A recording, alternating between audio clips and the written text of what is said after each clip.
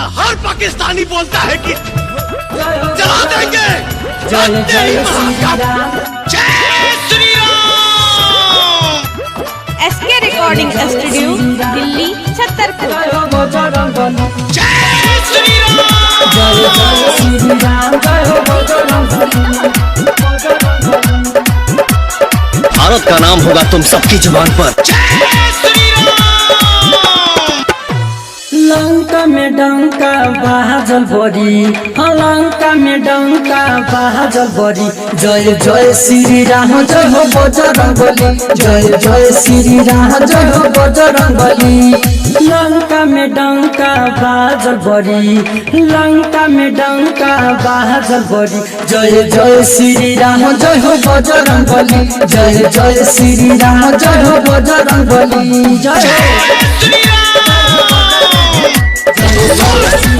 मैं इस देश का हनुमान हूँ और ये देश मेरा राम है।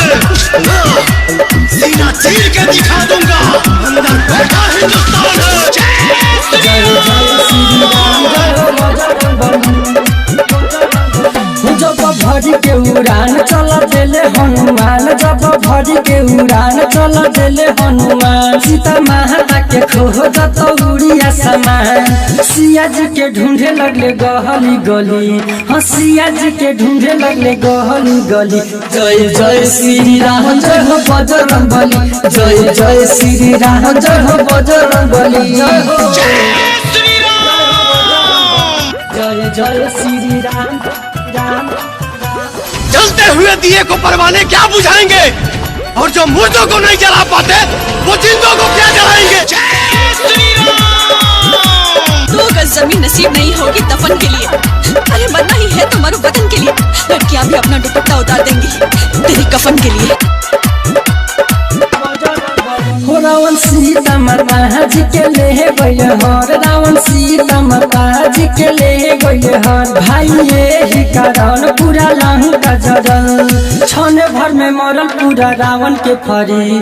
हाँ छने भर में मरल पूरा रावण के फरी। जय जय श्री राम जय हो बजरंगबली। जय जय श्री राम जय हो बजरंगबली। भारत का नाम होगा तुम सबकी जुबान पर। जय जय श्री राम। नहीं तेरी कुछ भी तू सर पे चढ़ जाता है, तेरे जैसे कुत्ते को हमको समझाना आता है। जय श्री राम। और हिंदुस्तान में रहकर पाकिस्तान की भाषा मत बोली, या तो तू कच्चा मीट तक नसीब ना हो, नसीब ना। जय श्री राम। जय श्री राम। रंजन जप राम राम चंदन छोड़ी के तू काम। रंजन जप राम राम चंदन छोड़ी के तू काम। बबलू रह तू खुश बाबू मिली खूब आराम।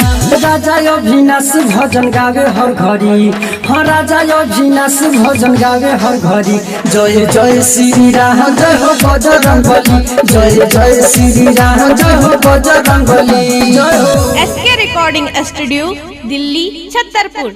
Mobile number 99 10 27 77 39।